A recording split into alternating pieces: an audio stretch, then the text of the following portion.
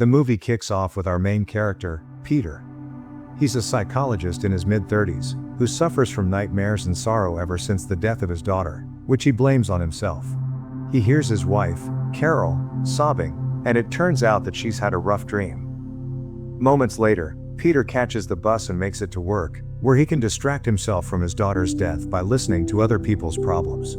His first patient of the day is Felix, an elderly man in his 70s, who still feels like he's living in the past. Peter asks Felix who the President of the United States is. At first, Felix thinks that the question is absurd, and he says that the name of the president is Ronald Reagan. To confirm his suspicion, Peter asks Felix what year it is, and the old man replies that it's 1987. And with that, Peter writes down his diagnosis. It looks like Felix has amnesia. Felix asks if they have met before, to which Peter says yes, they met last week. In the next scene, we see Peter talking to a man named Duncan in a different office. It turns out that Duncan is the one who introduces Peter to new clients who come from various backgrounds, including Felix, and others to come. We learn that Peter and Carol lost their daughter, Evie, about a year ago and are still struggling to move on. Peter then has a flashback of the moments he shared with Evie, but the flashback ends with him running to find Evie's lifeless body in front of a truck. Moments later, Duncan asks Peter what diverted his attention from Evie the day she died, but the only thing he remembers is that he looked inside a shop 1 second and the next, Evie was on the ground. Peter spends the next couple of days attending to different patients absent-mindedly, until one of his patients' voices jerks him back to earth. We later find out that her name is Erica. She asks Peter if she is boring him, and Pete replies that he's listening. She also goes on to explain how sometimes she feels invincible. Later, Peter is startled by the sound of a train on the rails outside his window. When he's about to go home, he sees a young girl holding a doll, so he asks her who she's here to see and she points at him. Peter also asks the girl about her parents, but she doesn't answer. The girl then hands him a small purse that has her name on it. Her name is Elizabeth Valentine. Peter asks her if she can write, and suddenly, the pencil starts to shake on the table, and another train passes by. Strangely, the sound of the train scares Elizabeth so much that Peter closes the windows, but before he turns around, Elizabeth runs out of the door. He looks out the window, and sees Elizabeth run across the street. Then he realizes that Elizabeth has written something in the book. It's the number 12787. When Peter gets home later that night, he goes to the room where they keep Evie's things. He picks up her picture of the box of things, and stares at it. After work the next day, Peter makes his way out of his office, but to his surprise, he sees the same doll that Elizabeth was holding the other day. He opens his office, only to see her looking out the window. Peter then asks her what she sees, and it seems like she begins to choke.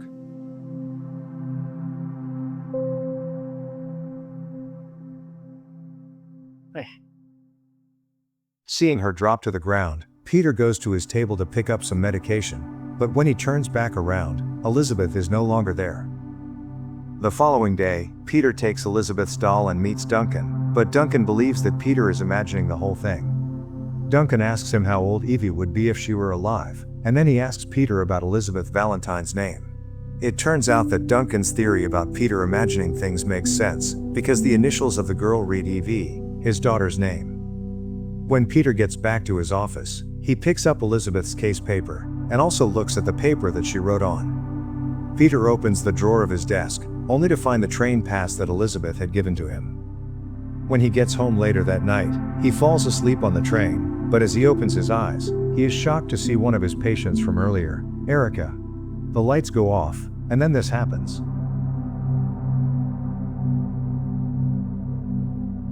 Peter gets off the train, and sees Erica's scary-looking figure floating in the air. He starts doing research on Elizabeth Valentine, and finds out that a death certificate has already been made for her. As if that wasn't enough, he finds that most of the patients he has attended to in the past couple of days are all dead, including Felix and Erica. And it turns out they all died on the same day, the 12th, July 1987, the same numbers Elizabeth wrote on the paper.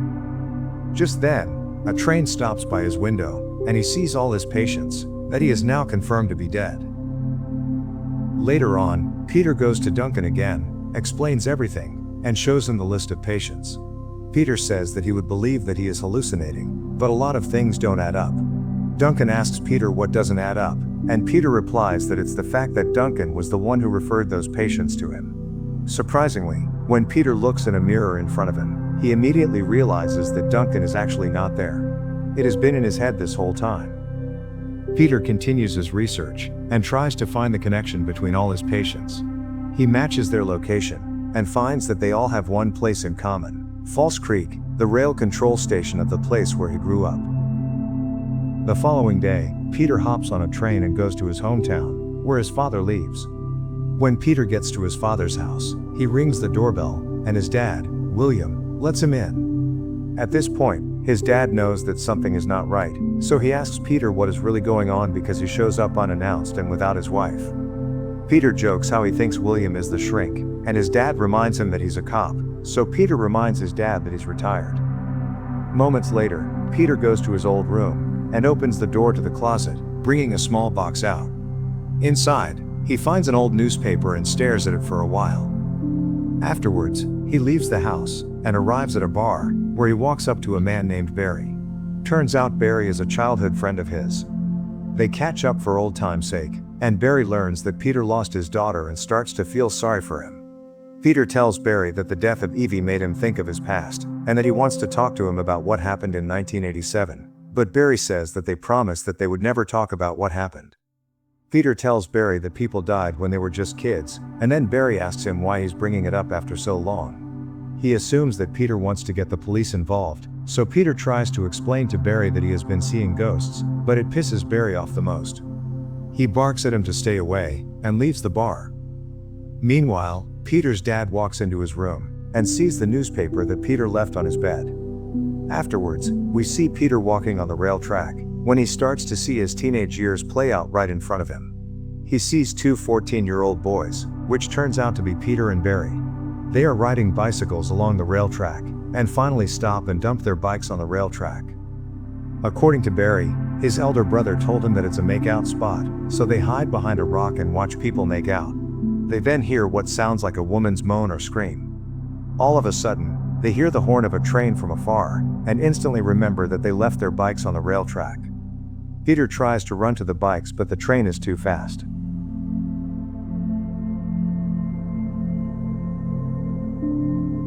As a result, the train derails and crashes, and all the passengers are dead. Young Peter goes closer to the train wreck, and recognizes some of the passengers as the patients he had spoken to, including Felix and Erica.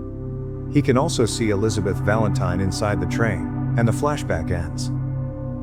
Moments later, Peter makes his way to leave, but stops when he sees Elizabeth Valentine. Suddenly, Felix approaches him from behind with a bloody face, and Felix towers him until the blood from his face falls on Peter's face. With that, Peter comes back to reality. The next day, we see Barry at the railway station. Meanwhile, Peter finally decides to go to the police station to confess. But he lies. He tells the female cop named Barbara that he was the only one involved. Barbara then asks Peter if he ever mentioned it to his dad, who was a sergeant at the time, and Peter says no. Visibly upset, the cop excuses herself for a moment, and gulps some water while holding back tears. Here Peter learns the hard way that Erica, one of the patients he attended to, also turned out to be a victim of the train wreck. To add, Barbara is Erica's daughter.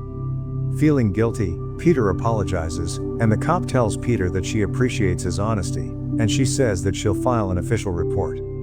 The cop tells Peter that Peter's father invited her over right after the train accident, and was kind to her, and that was why she decided to be a cop. When Peter gets home, he hears a sound from his room, so he goes to check it out. But then, he starts to hear Elizabeth humming. When he enters his closet, the door slams shut behind him, right when he starts to hear long throat croaks. All of a sudden, Elizabeth jumps on him out of nowhere and screams in his face. Moments later, Peter wakes up to Duncan pointing a flashlight in his face. Peter tells Duncan that he has told the truth and put it to rest, to which Duncan asks why they are still there.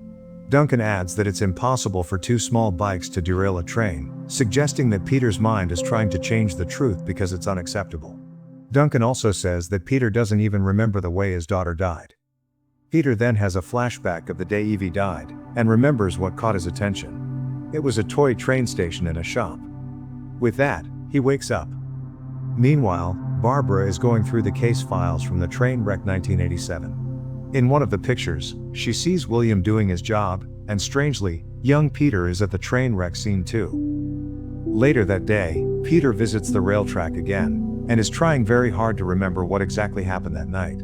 He remembers running in the woods, and also remembers seeing a hand pull the controls in the signal box. Immediately after that memory hits him, he approaches the signal box by the rail track. He goes upstairs, and stands in front of the door when the door opens, only for Peter to see Barry's lifeless body hanging from the ceiling. When the cops arrive at the scene, Peter has no choice but to confess to Barbara that Barry also left his bike on the rail track. In the meantime, one of the police officers in the signal box finds a badge on the floor. When Peter gets home, he takes a closer look at the newspaper and finds out that Elizabeth Valentine was missing before the accident. He then remembers seeing Elizabeth running in the woods. At the police station, the police officer who found the badge gives it to Barbara, right before Peter shows up at the office. He tells her that he thinks Elizabeth wasn't on the train, because he remembers seeing her running from a car just before the accident.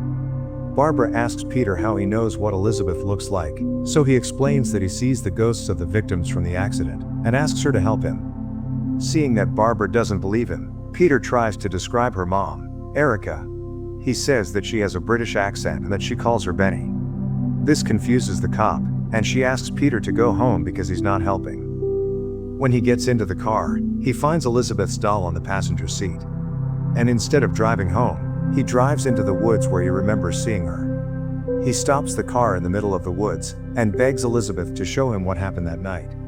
Suddenly, an invisible hand hits the car's window, and when Peter looks ahead, he sees Elizabeth. She gestures to him to come along, and he does as she says. Back at the police station, Barbara takes out the badge that the police officer gave her earlier. She sees that the badge has the same name as the school Elizabeth attended. And so, she rushes to find Elizabeth's case file, and sees that the case was closed. At the same time, Peter follows Elizabeth, until he can see the railway signal box from afar. By this time, Barbara drives to William's house, and asks him if he can talk, and he invites her in. Barbara tells William that she pulled out his old report from the train crash. William tells Barbara that she is taking it too personally because she lost her mom, but she says she doesn't think it happened the way Peter explained it, that two bikes were mistakenly left on a train track. In the case file statement, William states that he received a call at the police station, and he proceeded to drive to the accident. He says he took the only available road, which is Oakstone, but Barbara points out that it would be impossible to drive through that road because the road was completely blocked by the wreckage. She says that the only way he could have driven across the tracks if he was at the scene before the accident. She then shows him the badge they found in the signal box, and says that she's sure it belongs to Elizabeth Valentine, missing schoolgirl. William was in charge of Elizabeth's case, but he closed the case after he found her body in the wreckage. However, out of all the bodies found, hers was the only inconclusive cause of death, and Barbara thinks Peter saw something that night. Meanwhile, at the signal box, Peter finally remembers exactly how things played out that night. He saw a girl running from a car. When young Peter hears the scream from the signal box, he goes to check it out.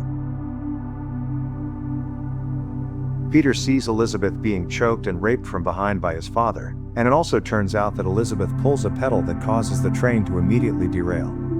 After the train derails, William murders Elizabeth, and puts her body in the train wreckage.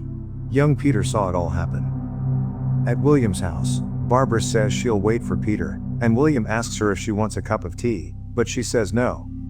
Barbara feels like William is about to play a fast one, so she reaches for her gun just in case, and then he hits her on the head. William drives her car inside his garage, and throws her in the trunk. Not long after, Peter arrives just in time to see his dad at the garage, and reveals to William that he remembers everything. Peter asks his dad what he has done, and then William pulls a gun at Peter. He orders Peter to get in the garage, and Peter does just that. The son asks William how he feels about letting him live with the guilt all these years, and how many other girls he killed. When William is distracted for a second, Peter uses the opportunity to fight him off. But unfortunately, William gets hold of a tool on the floor and hits Peter with it, causing the son to fall unconscious. Before dawn the following morning, William drives across town with Barbara in the trunk, and Peter in the back seat. Suddenly, William sees Elizabeth in the middle of the road and loses control of the steering. He drives off the road and Peter falls out of the car, still unconscious in the process. The car ends up on the rail track, and William tries to start the car but it doesn't come on. Suddenly, all the doors of the car lock on their own, and William struggles to get it open but it doesn't work. He is terrified when he sees a monstrous-looking Elizabeth in the mirror, and he hears the horn of a train from afar. Peter wakes up in time, and sees the train approaching, so he immediately picks up the father's gun, and starts to shoot to break the windows open. He succeeds in shooting the car trunk open and Barbara gets out of the car. However, when William tries to get out, Elizabeth appears and pulls him back in.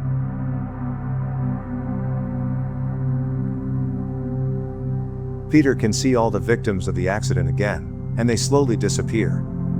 When he's about to leave, he sees Elizabeth Valentine one last time, and this time, she looks pretty peaceful as she walks away. Days later, we see Peter sitting at the beach with Evie, who gives him a peck on the forehead, before she walks into the ocean, finally moving on and at peace.